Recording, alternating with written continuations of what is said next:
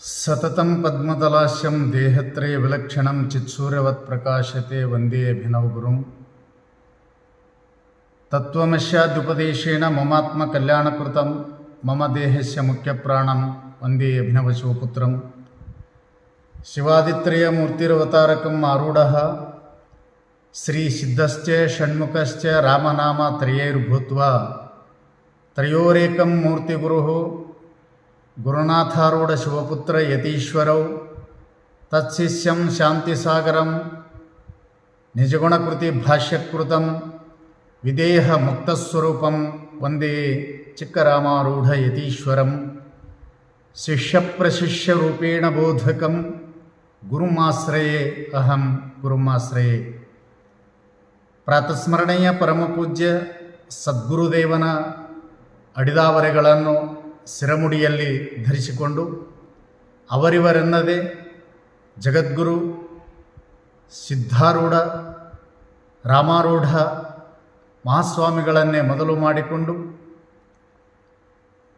ಚಿಕ್ಕರಾಮಾರೂಢ ಮಹಾಸ್ವಾಮಿಗಳ ಪರ್ಯಂತ ಆರೂಢ ಮಹಾಗುರು ಪರಂಪರೆಗೆ ತ್ರಿಕರಣಪೂರ್ವಕವಾಗಿ ನಮಸ್ಕರಿಸಿ, ಭಕ್ತಜನ ಬಂಧುಗಳೇ, ಭಕ್ತ ಮಹಾಶಯರೇ, ಶರಣರೇ, ಶರಣೆಯರೇ, ಸದ್ಭಕ್ತರೇ, ತಮ್ಮೆಲ್ಲರಿಗೂ ನನ್ನ ಅನೇಕ ನಮನಗಳನ್ನು ಸಮರ್ಪಿಸಿ, ಈಗ ಈ ವಿಡಿಯೋ ಮಾಡುವುದು ಏಕೆ ಅಂತಂದರೆ, ಕೌದಿ ಅಂದರೆ ಏನು, ಕೌದಿ ಪೂಜೆಯನ್ನು ಏಕೆ ಮಾಡಬೇಕು, ಇದರ ದ್ಯೋತಕವಾಗಿ ತಿಳಿಸಬೇಕೆಂದು ಇಚ್ಛಿಸಿ ಅದನ್ನೆಲ್ಲರೂ ತಿಳಿಯಲೇಬೇಕಾದಂಥ ವಿಷಯವೊಂದು ಬಯಸಿ ನಾನು ಈ ವಿಡಿಯೋ ಮಾಡ್ತಾ ಇದ್ದೇನೆ. ಈಗಾಗಲೇ ಸಂಕ್ಷಿಪ್ತವಾಗಿ ಒಂದು ಕೌದಿ ಪೂಜೆಯ ಬಗ್ಗೆ ಒಂದು ವಿಡಿಯೋ ತುಣುಕನ್ನು ಮಾಡಿ ಬಿಡಲಾಗಿದೆ. ಸ್ವಲ್ಪ ಇದನ್ನು ಚೆನ್ನಾಗಿ ವಿಸ್ತಾರವಾಗಿ ತಿಳಿಸಬೇಕೆಂಬುವ ಕುತೂಹಲದಿಂದ ಈ ವಿಡಿಯೋ ಮಾಡ್ತಾ ಇದ್ದೇವೆ. ಮೊದಲಿಗೆ ನನ್ನ ಈ ಶರೀರದ ಬಗ್ಗೆ ಒಂದೆರಡು ಮಾತುಗಳು. 2023 7ನೇ ತಾರೀಕು 3ನೇ ತಿಂಗಳಲ್ಲಿ ನಾನು ಬೆಂಗಳೂರು ಆಸ್ಪತ್ರೆಗೆ ಹೋದಾಗ ಅಲ್ಲಿ ತಪಾಸಣೆ ಮಾಡಿದಾಗ ಕೆಲವೊಂದಿಷ್ಟು ರೋಗಗಳು ಪತ್ತೆಯಾದವು. ಅಂದಿನಿಂದ ಇಂದಿನವರೆಗೂ ಅಂದರೆ 18/3/2025 ಕನಿಷ್ಠ ಒಂದು 2 ವರ್ಷಗಳ ಅವಧಿ ಅಥವಾ ಮೇಲೆಂದರೂ ಕೂಡ ತಪ್ಪಾಗಲಿಕ್ಕಿಲ್ಲ.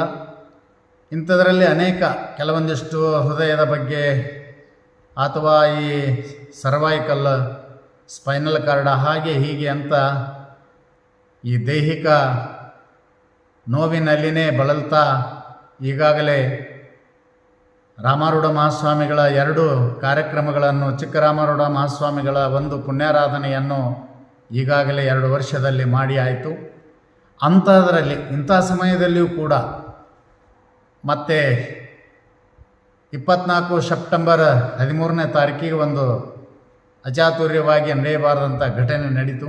ಅಂಥ ಸಂದರ್ಭದಲ್ಲಿ ಮನಸ್ಸನ್ನು ನಿಯಂತ್ರಣಗೊಳಿಸುವುದು ಹೇಗೆ ಎಂದು ತಿಳಿದು ಪರಮಾರ್ಥ ಗೀತೆಯನ್ನು ನೋಡ್ತಾ ಹೋಗುವಾಗ ಅದು 9ನೇ ಅಧ್ಯಾಯ 11ನೇ ಅಧ್ಯಾಯದಿಂದ 6ನೇ ಅಧ್ಯಾಯದವರೆಗೆ ಶಾಸ್ತ್ರ ನಿರೂಪಣೆ ಮಾಡತಕ್ಕಂಥ ಗ್ರಂಥ ಅದು.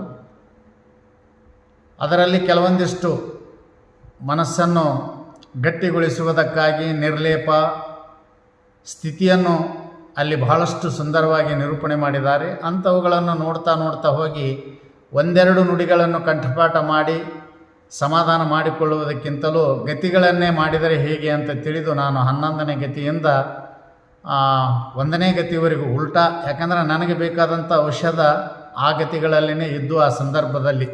ಯಾಕೆಂದರೆ ಸಮುದ್ರದ ತೀರದಲ್ಲಿ ಅಥವಾ ಮಧ್ಯದಲ್ಲಿರ್ತಕ್ಕಂಥ ಕಲ್ಲು ಬಂಡೆ ಇತ್ತು ಅಂತಂದರೆ ಅದಕ್ಕೆ ತೆರೆಗಳು ಬಂದು ಅಪ್ಪಳಿಸಿ ತಾವೇ ಹಿಂದಿರುಗಿ ಹೋಗ್ತಾ ಇದ್ದಾವೆ. ಅದೇ ಒಂದು ದಂಡೆಗೆ ಬಂದು ಅಪ್ಪಳಿಸಿದಾಗ ಅಲ್ಲಿ ಉಸುಕಿನ ದಿನ್ನಿ ಎರೆಮಣ್ಣು ಇತ್ತು ಅಂದರೆ ಅದಕ್ಕೆ ಬಡಿದು ತಮ್ಮ ಜೊತೆಯ ಮಣ್ಣನ್ನು, ಉಸುಕಿನ ದಿನ್ನಿಯನ್ನು ಹೇಗೆ ಎಳೆದುಕೊಂಡು ಹೋಗುತ್ತವೆಯೋ ಹಾಗೆ ಹೃದಯ ದೌರ್ಬಲ್ಯ ಇತ್ತು ಅಂತಂದರೆ ಸುಖ ದುಃಖಗಳೆಂಬ ಈ ತೆರೆಗಳು ಬಂದು ಅಪ್ಪಳಿಸಿ ಆ ಹೃದಯವನ್ನು ವಿಚಲಿತಗೊಳಿಸಿ ದುಃಖದಿಂದ ತುಂಬಿಸಿ ತಮ್ಮೆಡೆಗೆ ಎಳೆದುಕೊಂಡು ಹೋಗ್ತವೆ. ಅದೇ ಆ ಕಲ್ಲು ಬಂಡೆ ಹಾಗೆ ಗಟ್ಟಿದರೆ ಆ ತೆರೆಗಳು, ಸುಖ ದುಃಖದ ತೆರೆಗಳು ಬಂದು ಅಪ್ಪಳಿಸಿ ತಾವೇ ಹಿಂದಿರುಗಿ ಹೋಗುತ್ತವೆ. ಹಾಗೆ ಪರಮಾರ್ಥ ಗೀತೆ ಎಂಬ ಗ್ರಂಥ, ನಿಧಿಧ್ಯಾಸನ ಗ್ರಂಥ, ಅದು ಹೃದಯವನ್ನು ಗಟ್ಟಿಗೊಳಿಸತಕ್ಕಂಥ ಗ್ರಂಥ ಅಂತ ತಿಳಿದು ಅದನ್ನು ನಾನು ಆ ಕಡೆಯಿಂದ ನನಗೆ ಬೇಕಾದಂಥ ವಿಷಯಗಳನ್ನು ವಿಚಾರಿಸ್ತಾ ಅದನ್ನು ತಿಳ್ಕೊಂಡು ಸಮಾಧಾನ ನೆಮ್ಮದಿ ಪಡ್ತಾ ಬರುವಾಗ ನನಗೆ ಹೀಗೆ ಹೊಳಿತು, ಗತಿಗಳನ್ನೇ ಪೂರ್ತಿ ಏಕೆ ಮಾಡಬಾರದು ಅಂತ. ಹಾಗೆ ಅಂಥ ಒತ್ತಡದಲ್ಲಿ ಕೇವಲ 20 ದಿವಸಗಳಲ್ಲಿ, ನನಗೀಗ 64 ವಯಸ್ಸು ನಡೀತಾ ಇದೆ, ಅಂಥದ್ರಲ್ಲಿ 20 ದಿವಸಗಳಲ್ಲಿ 11 ಗತಿಯನ್ನು ಕಂಠಪಾಠ ಮಾಡಿ ಮುಂದೆ ರಾಮಾರೂಢ ಮಹಾಸ್ವಾಮಿಗಳ ಪುಣ್ಯಾರಾಧನೆ ಕಾರ್ಯಕ್ರಮ ಅದು ಫೆಬ್ರವರಿ 14ರಿಂದ ಪ್ರಾರಂಭವಾಗಿ ಫೆಬ್ರವರಿ 22ಕ್ಕೆ ಮುಗೀತಿತ್ತು. ಅಷ್ಟರೊಳಗಾಗಿ ನಾನು ವೇದಿಕೆಯ ಮೇಲೆ ಸಮಸ್ತ ಸದ್ಭಕ್ತರ ಸಮ್ಮುಖದಲ್ಲಿ ಅದನ್ನು ಪಠಿಸಬೇಕು ಅಂತಂದರೆ ಬೇರೆ ಬೇರೆ ಕಾರಣಗಳಿಂದ ಆಗಲಿಲ್ಲ. ಅದಕ್ಕೆ ನಾನು ನಡುವೆ ಕಾರ್ಯಕ್ರಮ ಮುಗಿದು ಕೂಡಲೇ 11 ಗತಿಯನ್ನು ಏಕಕಾಲದಲ್ಲೇ 1ನೇ ಗತಿಯಿಂದ ಪ್ರಾರಂಭ ಮಾಡಿ 11 ಗತಿಯವರೆಗೂ ಅದನ್ನು ಮುಗಿಸಿಬಿಟ್ಟಿದ್ದೇನೆ. ಆಮೇಲೆ ಎಲ್ಲರಿಗೆ ಅನುಕೂಲ ಆಗಲಿ ಅಂತ ತಿಳಿದು ಒಂದೊಂದು ಗತಿಯನ್ನು ಪ್ರತ್ಯೇಕವಾಗಿ ಅವುಗಳನ್ನು ಪಠಿಸಿ ನಾವನ್ನುವಾಗ ಯಾರಾದರೂ ಆ ಪುಸ್ತಕವನ್ನು ಹಿಡಿದುಕೊಂಡು ನೋಡಿದರೆ ಅವರಿಗೂ ಕೂಡ ಸರಳವಾಗಿ ಹೇಳಲು ಬರುತ್ತದೆ ಎಂಬುವಂಥ ಹವ್ಯಾಸದಿಂದ ಅದನ್ನು ಮಾಡಿದೆ. ಅದು 11 ಗತಿ. ಆಮೇಲೆ ಅಲ್ಲಿ 121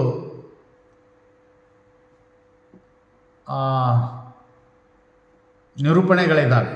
121 ನಿರೂಪಣೆಗಳು, 11 ಗತಿ 121 ನಿರೂಪಣೆಗಳು, 1496 ಚರಣಗಳು. ಅಷ್ಟನ್ನು ಎಡಬಿಡದೆ, ಯಾಕಂದರೆ ಒಂದು ಬಿಟ್ಟು ಒಂದು ಬರಬೇಕಲ್ಲ, ಒಂದಾದ ತಕ್ಷಣ ಒಂದು ಬರೋದಂದ್ರೆ ಅಷ್ಟು ಸುಲಭ ಅಲ್ಲ.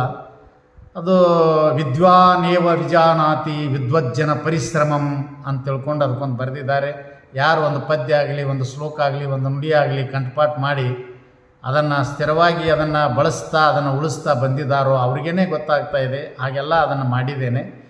ಅದರ ಜೊತೆಗೆ ಇಂಥ ನೋವಿನಲ್ಲಿಯೂ ಕೂಡ ಅದನ್ನು ಗಣನೆಗೆ ತಾರದೆ ಇಷ್ಟೆಲ್ಲ ಆಧ್ಯಾತ್ಮಿಕದ ಒಂದು ಕ್ಷೇತ್ರದಲ್ಲಿ ನಮ್ಮನ್ನು ತೊಡಗಿಸಿಕೊಂಡು ಅದರಲ್ಲೇ ಕಾಲ ಕಳಿಬೇಕು ಅಂತ ನಾನು 2 ವರ್ಷ ಆಯಿತು ಯಾವ ಹೊರಗಿನ ಕಾರ್ಯಕ್ರಮಗಳಲ್ಲಿ ಹೋಗಿಲ್ಲ. ಇನ್ನು ಮುಂದೂ ಕೂಡ ನನಗೆ ಹೋಗೋಕ್ಕಾಗುತ್ತಿಲ್ಲ. ನಮ್ಮ ಈ 15-20 ಮಠಗಳು, ಶಾಖಾ ಮಠಗಳು ಕಾರ್ಯಕ್ರಮ ನಡೆದರೂ ನಮ್ಮ ಕೆಲವೊಂದಿಷ್ಟು ನಮ್ಮ ಶಾಖಾ ಮಠದ ಸ್ವಾಮಿಗಳಿಂದಲೇ ಆ ಕಾರ್ಯಕ್ರಮಗಳನ್ನು ನಾನು ಈಗಾಗಲೇ ಮುಗಿಸಿದ್ದೇನೆ. ಇನ್ನು ಹೊರಗಡೆ ಹೋಗುವುದು ಆಗಲ್ಲ ನನಗೆ ಅಂತ ತಿಳಿದು ಸುಮ್ಮನೆ ತಮ್ಮೆಲ್ಲರಿಗೂ ಇದೊಂದು ತಿಳಿಯಪಡಿಸಬೇಕನ್ನುವಂಥ ಇಚ್ಛೆಯಿಂದ ಈ ವಿಡಿಯೋ ಮಾಡ್ತಾ ಇದ್ದೇನೆ. ಕೌದಿ ಪೂಜೆ, ಕೌದಿ ಅಂದರೆ ಏನು, ಕೌದಿ ಪೂಜೆ ಏಕೆ ಮಾಡಬೇಕು ಎಂಬುದನ್ನು ತಮಗೆ ನಿರೂಪಿಸಬೇಕೆನ್ನುವ ಇಚ್ಛೆಯಿಂದ ರಾಮಾರೂಢ ಮಹಾಸ್ವಾಮಿಗಳು ಸಿದ್ಧಾರೂಢ ಅಪ್ಪಗಳು ಹೇಗೆ ಶಿವರಾತ್ರಿ ಕಾರ್ಯಕ್ರಮ ಮಾಡ್ತಿದ್ರು ಹಾಗೇನೆ ಇದನ್ನು ಮಾಡ್ತಿದ್ರು. ಅವರು ದೇಹ ಬಿಟ್ಟ ತಕ್ಷಣ 1963 ಅವರು ದೇಹ ಬಿಟ್ಟ ತಕ್ಷಣ ಆವಾಗ ಶ್ರೀಮಠದ 2ನೇ ಪೀಠಾಧಿಕಾರಿಗಳಾದಂಥ ಚಿಕ್ಕರಾಮಾರೂಢ ಸ್ವಾಮಿಗಳು ಹಾಗೂ ರಾಮಾರೂಢ ಮಠದ ಸಮಸ್ತ ಭಕ್ತಸ್ತೋಮ ಸೇರಿಕೊಂಡು ಅವರು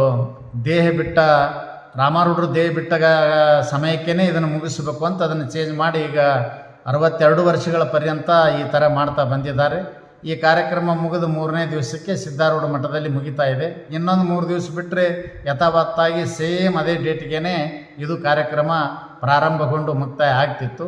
ಒಂದು 3-4 ದಿವಸ ಹೆಚ್ಚು ಕಡಿಮೆ ಆಗಿದೆ. ಹೀಗೆ ಸಪ್ತಾಹ, ಸಪ್ತ 7, ಆಹ ಅಂದರೆ 7, ಇದು ಅರ್ಥ ಭಾಳ ಇದೆ, ಅದನ್ನು ಬಿಡ್ಸಕ್ಕೆ ಹೋಗೋದಿಲ್ಲ ನಾನು.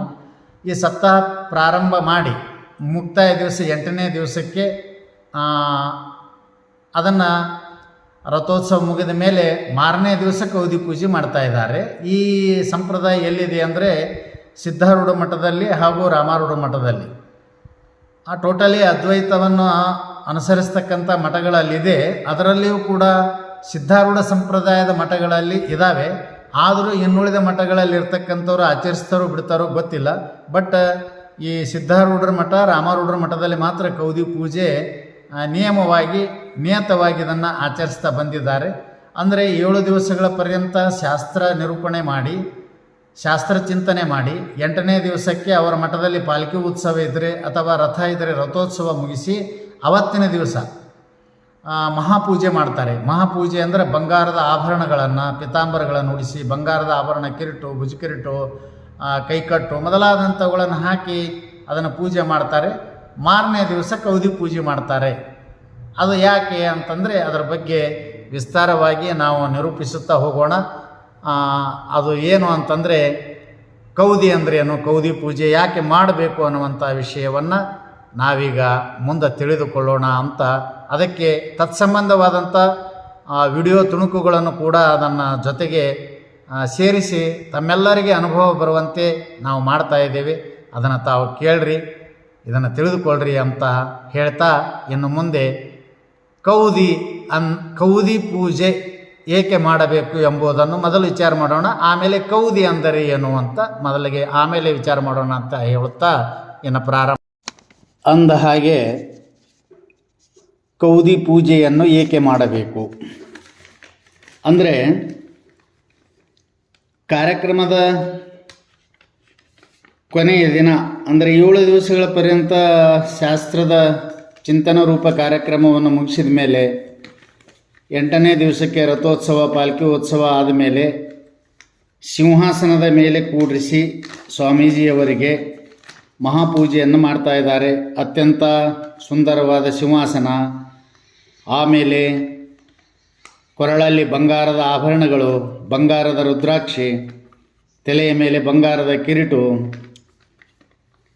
ಅತ್ಯಂತ ಸುಗಂಧಯುಕ್ತವಾದಂಥ ಅರಳಿ ಮೊಗಬಿರಿದ ಅನೇಕ ಪುಷ್ಪಗಳಿಂದ ಕೂಡಿದ ಸುಂದರವಾದ ಹೂವಿನ ಅಲಂಕಾರ, ಇವುಗಳೆಲ್ಲವನ್ನು ಮಾಡಿ ಕೊನೆಗೆ ಮಾರನೇ ದಿವಸ ಕೌದಿಯನ್ನು ಹಾಸಿ ಯಾವ ಸಂಭ್ರಮದಿಂದ ಬಂಗಾರದ ಆಭರಣ, ರೇಷ್ಮೆ ಪಿತಾಂಬರ, ಬಂಗಾರದ ಕಿರೀಟ, ಕೈಕಟ್ಟುಗಳು, ಬಂಗಾರದ ರುದ್ರಾಕ್ಷಿ, ಬಂಗಾರದ ಆಭರಣಗಳಿಂದ ಶೃಂಗಾರಗೊಳಿಸಿ ಆತರನ್ನು ಪೂಜೆ ಮಾಡಿರುತ್ತಾರೆಯೋ ಅಂತಹ ಯಾವ ಸ್ವಾಮೀಜಿಯವರನ್ನು ಒಂದು ಕೌದಿ ಹಾಸಿ ಆ ಕೌದಿಯ ಮೇಲೆ ಕೂಡಿಸಿ ಮತ್ತೆ ಅದೇ ಕೌದಿಯನ್ನು ಮೇಲೆ ಹೊಚ್ಚಿ,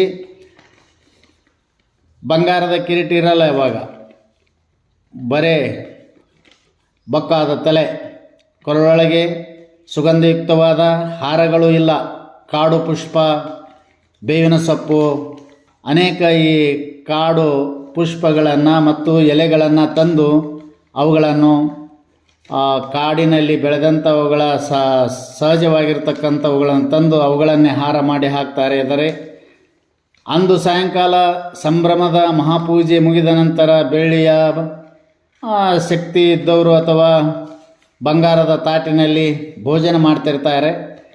ಅದನ್ನು ಕೌದಿ ಪೂಜೆ ದಿವಸ ಒಂದು ಮಣ್ಣಿನ ಪರಿಯಾಣ ಮತ್ತು ಮಣ್ಣಿನ ಮಗಿಯಲ್ಲಿ ನೀರು, ಆ ಮಣ್ಣಿನ ಪರಿಯಾಣದಲ್ಲಿ ಆ ಹಿಂದೆ ಇದ್ದಂಥ ಸಂಭ್ರಮದ ಸುರಸದ ಮೃಷ್ಟಾನ್ನ ಭೋಜನ ಇರುವುದಿಲ್ಲ. ಅವಾಗೆಲ್ಲ ಕೀರು, ಚಪಾತಿ, ಒಬ್ಬಿಟ್ಟು, ಶಿರ, ಅನೇಕ ಮೃಷ್ಟಾನ್ನವಾದ ಭೋಜನಗಳನ್ನು ಮಾಡ್ತಿರ್ತಾರೆ. ಇಂದು ಆ ಪ್ರಯಾಣದಲ್ಲಿ ಕೇವಲ ಒಣಗಿದ ಕಟಿರೊಟ್ಟಿಗಳ ತುಕಡಿಗಳನ್ನು ಹಾಕಿ ಅದನ್ನು ಮುಂದೆ ಇಡ್ತಾ ಇದ್ದಾರೆ.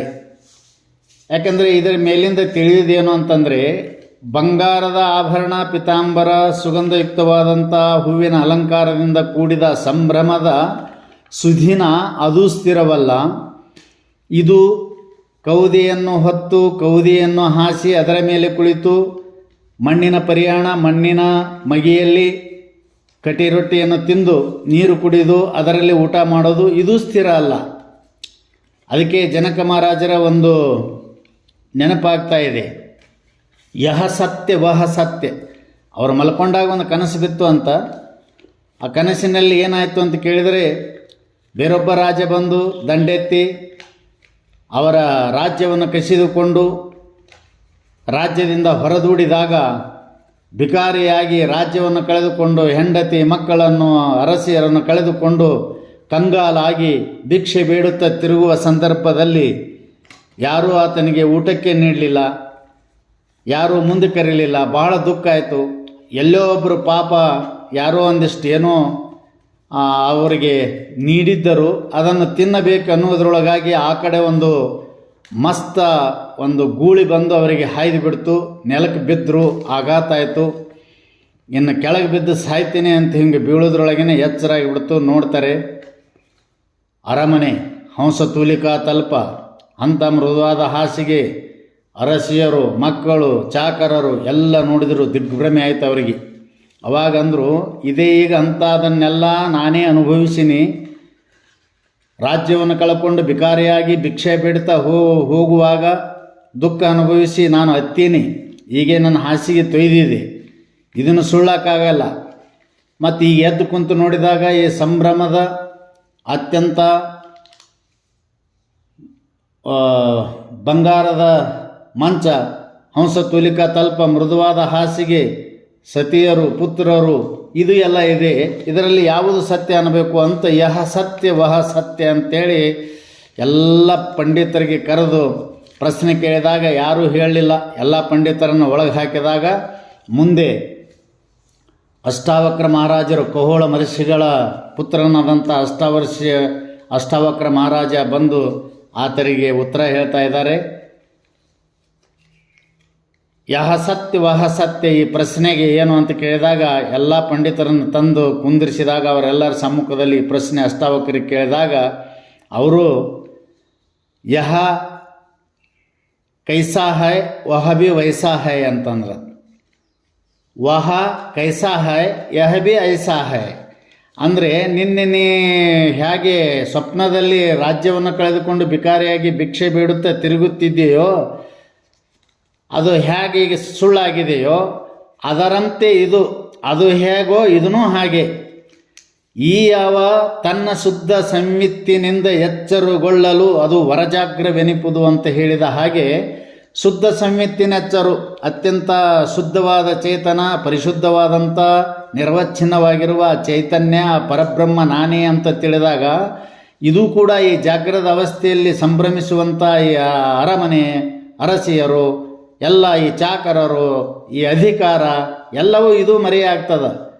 ಕನಸಿನಲ್ಲಿ ತೋರಿದಂಥವುಗಳು ಎಚ್ಚರಿಕೆ ಬಂದ ಮೇಲೆ ಹೆಂಗೆ ಸುಳ್ಳಾಗ್ತಾವೋ ಹಾಗೆ ನಿಜದ ಎಚ್ಚರಿಕೆ ಬಂದ ಮೇಲೆ ಇದು ಸುಳ್ಳಾಗ್ತವ. ವಹ ಕೈಸಾ ಹೈ ಯಹ ಭಿ ಐಸಾ ಹೈ, ಯಹ ಕೈಸಾ ಹೈ ವಹಿ ಭಿ ಐಸಾ ಹೈ, ಇದು ಹೆಂಗದೋ ಅದು ಹಾಗೆ, ಅದು ಹೇಗದೋ ಹೀಗೆ ಅಂತ ತಿಳ್ಕೊಂಡು ನೆನಸಿನ ಅಕೆಳ ಜಗವೆಲ್ಲ ಪುಸಿ, ಕನಸಿನಂದದೆ ನಿತ್ಯವಲ್ಲ ಎಂಬಂತೆ ಅವರು ನಿರೂಪಣೆ ಮಾಡಿದರಂತ.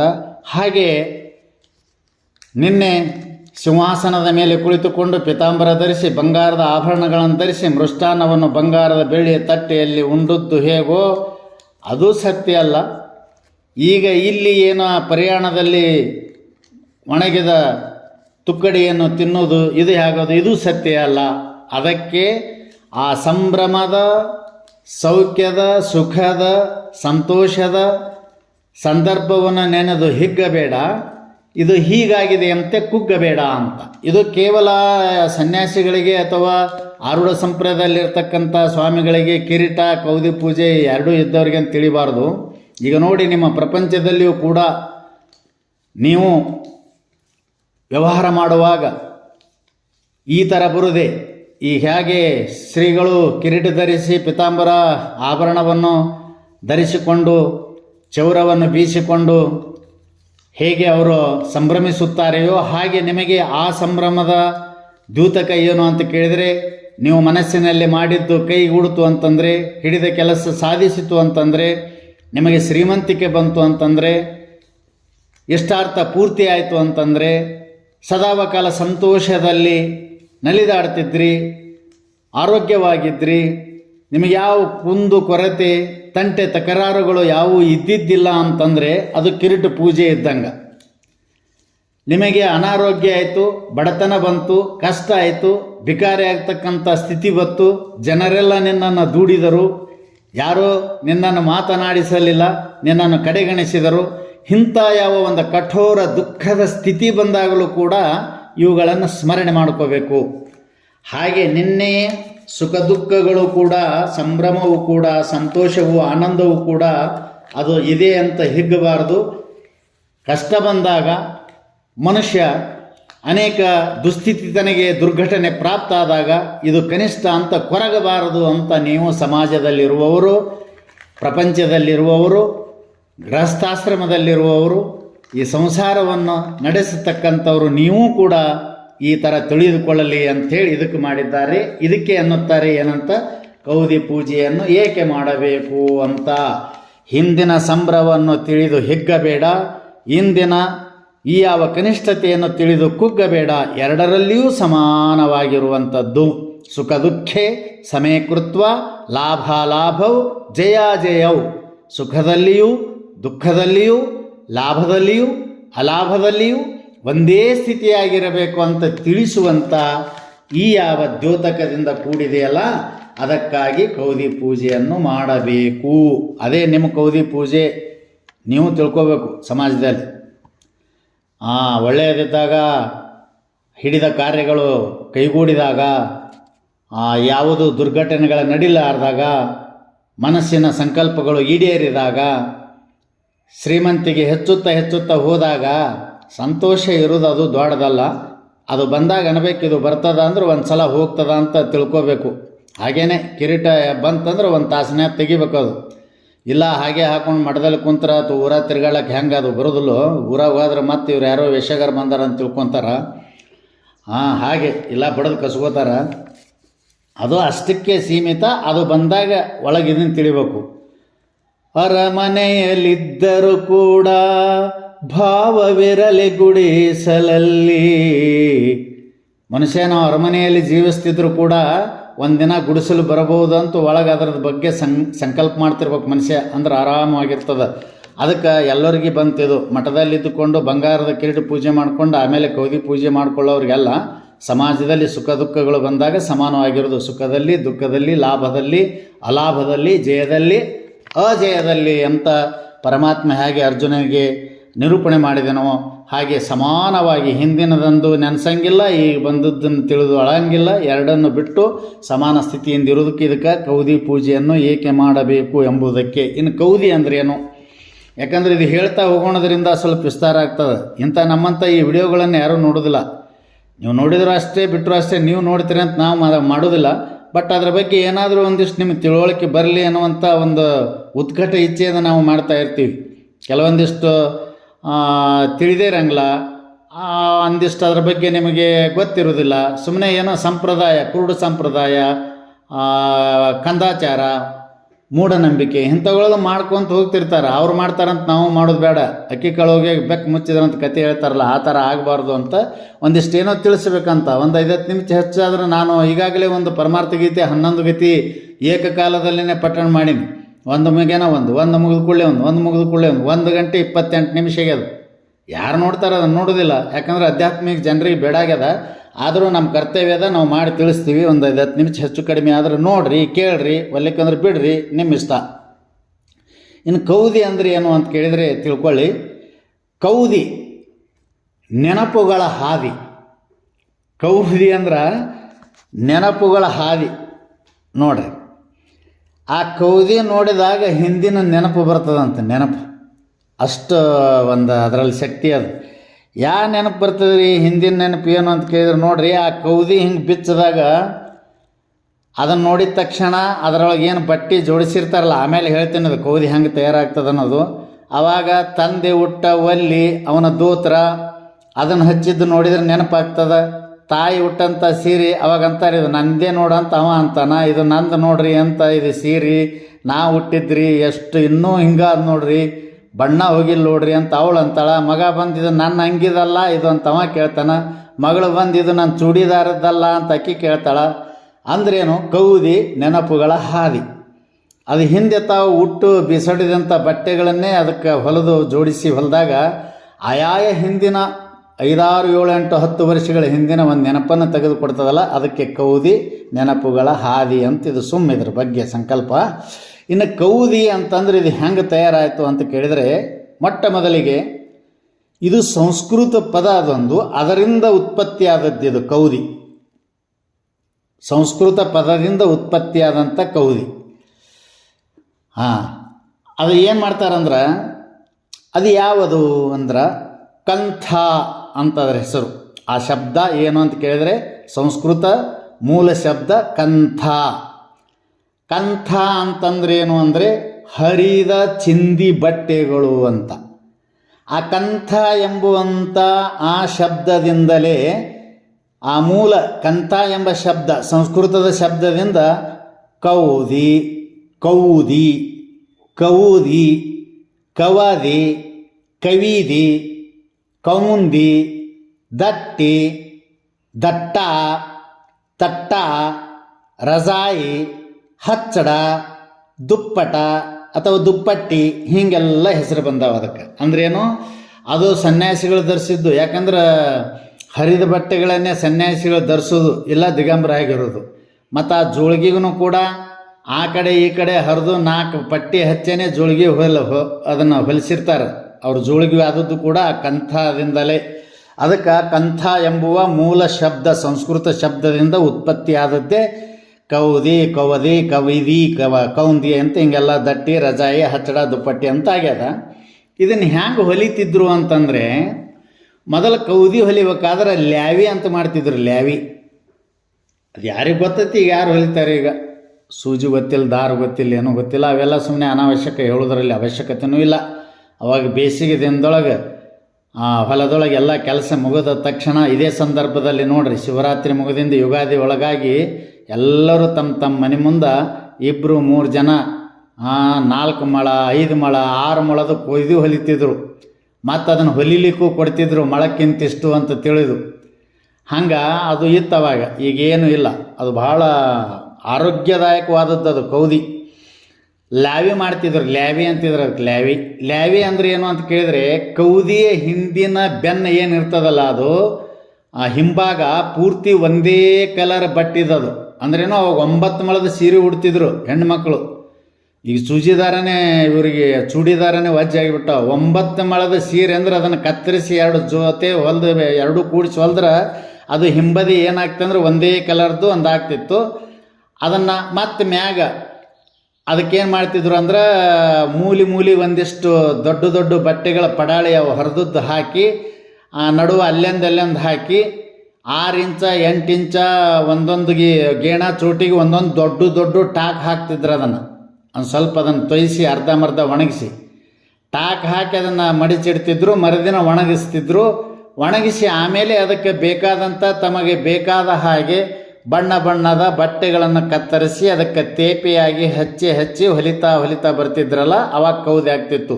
ಆ ಕೌದಿ ಬಟ್ಟೆ ಹಚ್ಚಿ ಹೊಲಿಯೋದಕ್ಕಿಂತಲೂ ಮೊದಲು ಅದನ್ನು ಮಾಡೋದು ಲ್ಯಾವಿ ಅಂದ್ರೆ ಇಷ್ಟೇ, ಒಂದೇ ಥರದ ಸೀರೆ ಆಗಲಿ ಅಥವಾ ಬಿಳಿ ವಲ್ಲಿಗಳನ್ನಾಗಲಿ ಜೋಡಿಸಿ ತಮಗೆ ಬೇಕಾದಷ್ಟು ಅಳತೆ ಪ್ರಕಾರ ಅದನ್ನು ಹೊಲಿದು 4 ಮೂಲಿಗೆ ಒಂದಿಷ್ಟು ದೊಡ್ಡ ಬಟ್ಟೆ ಹಚ್ಚಿ ನಡು ಮತ್ತೊಂದು ದೊಡ್ಡದೊಂದು ಅದರಷ್ಟೇ ಬಟ್ಟೆ ಬೇರೆ ಇದ್ದದ್ದು ಯಾವುದರ ಜೋಡಿಸಿ ಅದಕ್ಕೆ ಗೇಣ ಚೋಟಿ 8 ಇಂಚ 6 ಇಂಚ 12 ಇಂಚಿಗೆ ಒಂದೊಂದು ದೊಡ್ಡ ಹೊಲಿಗೆ ಹಾಕಿದ್ರಂದ್ರೆ ಅದಕ್ಕೆ ಲ್ಯಾವಿ ಅಂತಿದ್ರು. ಆ ಲ್ಯಾವಿ ತಯಾರಾಯ್ತಂದ್ರೆ ಮುಂದೆ ಬಂದು ಅದನ್ನು ತಮಗೆ ಬೇಕಾದ ಹಾಗೆ ಅದನ್ನು ಡಿಸೈನ್ ಮಾಡ್ಕೊಂಡು ಅದರೊಳಗೆ ಹೊಲಿತಿದ್ರು. ಆ ಕೌದಿ ಸ್ವಭಾವ ಏನು ಅಂತ ಕೇಳಿದರೆ, ಚಳಿಗಾಲದಲ್ಲಿ ಬೆಚ್ಚಗಾಗೋದು, ಬೇಸಿಗೆ ಕಾಲದಲ್ಲಿ ತಣ್ಣಗಾಗೋದು, ತಂಪು. ನೋಡ್ರಿ ಎಂಥ ಏರ್ ಕಂಡೀಷನ್ ಆಯ್ತದು.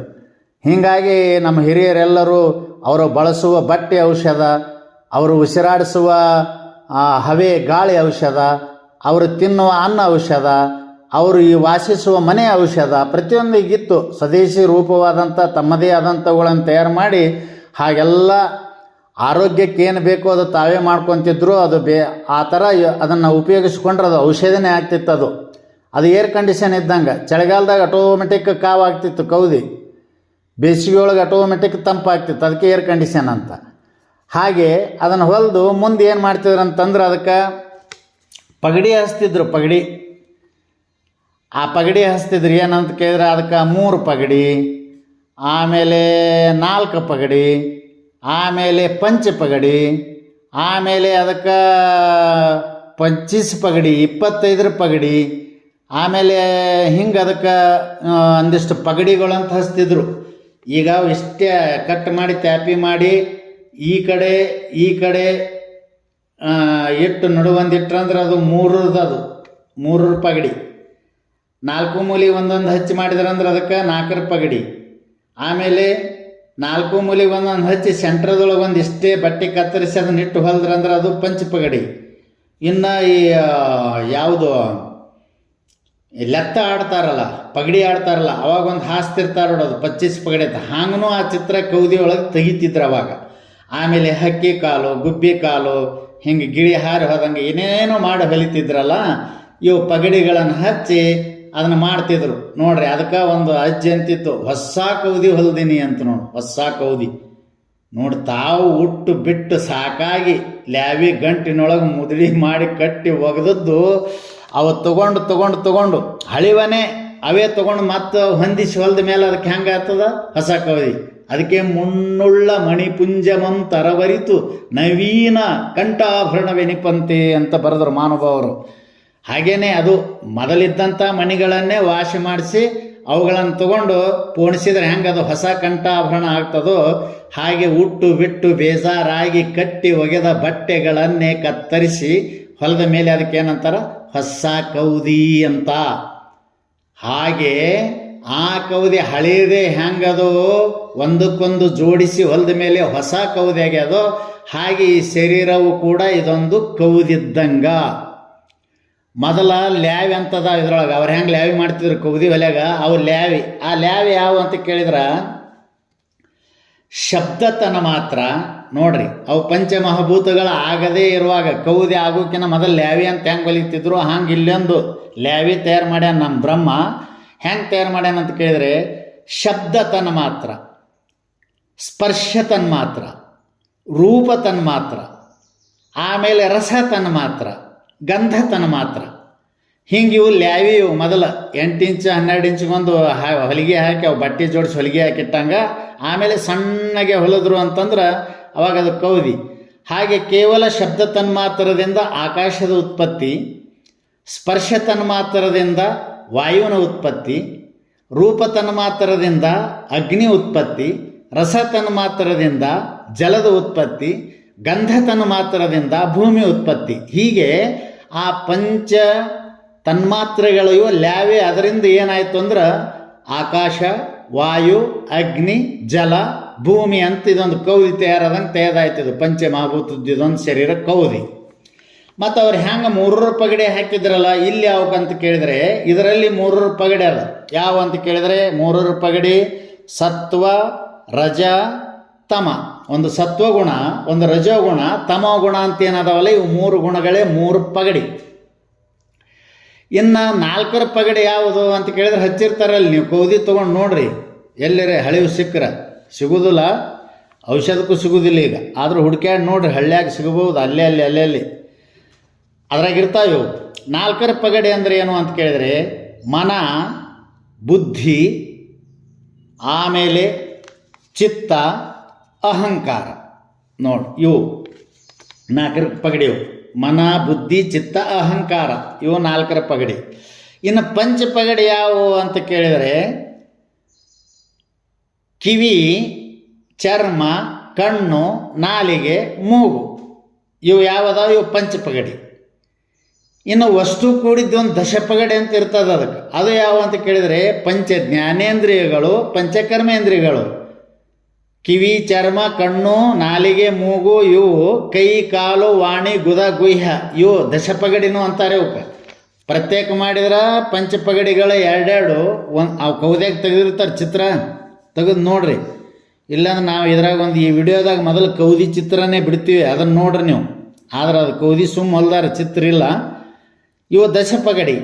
ಇನ್ನು ಪಂಚೀಸ್ ಯಾವುದಪ್ಪ ಅಂತ ಕೇಳಿದರೆ ಅದು ನೋಡ್ರಿ, 5 ಭೂತಗಳು, ಆಕಾಶ, ವಾಯು, ಅಗ್ನಿ, ಜಲ, ಭೂಮಿ, ಇವು 5. ಆಮೇಲೆ ವಾಕ್, ಪಾಣಿ, ಪಾದ, ಪಾಯು, ಪಸ್ತ, ಅವೇ ಇವು ಏನಂತರ, ಇವು 5 ಕರ್ಮೇಂದ್ರಿಯಗಳು. ಶ್ರೋತ್ರ, ನೇತ್ರ, ಜಿಹ್ವ, ಗ್ರಾಣ, ಇವು 5 ಜ್ಞಾನೇಂದ್ರಿಯಗಳು. ಆಮೇಲೆ ಪ್ರಾಣ, ಅಪಾನ, ವ್ಯಾನ, ಉದಾನ, ಸಮಾನ, ಇವು ಏನಂತ ಕೇಳಿದರೆ ಪಂಚಪ್ರಾಣಗಳು. ಇವು ಎಷ್ಟು? ಅದು ಆಕಾಶಾದಿಗಳು 5, ಇವು 5 ಭೂತಗಳ. ಆಮೇಲೆ 5 ಕರ್ಮೇಂದ್ರಿಯಗಳು 15. ಆಮೇಲೆ 5 ಜ್ಞಾನೇಂದ್ರಿಯಗಳು 20.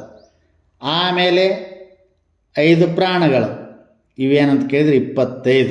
ಈ ಪ್ರಕಾರ ಹಿಂಗೂ ಬರ್ದಾರ. ಆಮೇಲೆ ನಾವು ಮ್ಯಾಲೆ ಹೇಳಿದಂಥ ಮನ, ಬುದ್ಧಿ, ಚಿತ್ತ, ಅಹಂಕಾರ, ಜ್ಞಾತೃ ಅಂತ ಅವು ತೊಗೊಂಡಾರ. ಒಟ್ಟ ಟೋಟಲ್ ಇದು ಸೇರಿ ಏನಾಯಿತು ಅಂತ ಕೇಳಿದರೆ ಇದುವೇ ನೋಡಪ್ಪ. ಇದು 3 ಪಗಡಿ, 4 ಪಗಡಿ, 5 ಪಗಡಿ ಮತ್ತು 10 ಪಗಡಿ, 25 ಪಗಡಿ ಅಂತ ತಿಳ್ಕೊಂಡು ಈ ಶರೀರ ಭೀಮನಡಿಯಿಟ್ಟ ನೆಲ. ರಾಮ ಭೀಮನಡಿಯಿಟ್ಟ ನೆಲ ಅಂತ ಅವಾಗಿ ಬಂದದ. ಯಾವಾಗ ಎಂತಿಂಥ ಯುಗಗಳ ಹಿಂದಿದ್ದಿದ್ದು ಹಳೆಯದಿದು. ಅದಕ್ಕೆ ತಸ್ಮಾದಾತ್ಮನಃ ಆಕಾಶ ಸಂಭೂತಃ. ಇದು ಯಾವಾಗ ಹುಟ್ಟ್ಯದ ಏನೋ, ಯಾರಿಗೆ ಇದ್ರದ್ದು ವಯಸ್ಸು ಅದು ಇಂಥ ದಿನನೇ ಹುಟ್ಟ್ಯದ, ಇನ್ನು ಮುಕ್ತಾಯ ಆಗ್ತದ, ಯಾರಿಗೆ ಹೇಳಕ್ಕೆ ಬರೋದಿಲ್ಲ. ಸುಮ್ಮನೆ ಊಹಾಪೋಹಗಳಿಂದ ಏನೇನೋ ಹೇಳ್ತಿರ್ತಾರ. ಇವು ಮೊದಲಿನ ಇವು ಅವೇ ಹಳೆಯವು 5 ಭೂತ.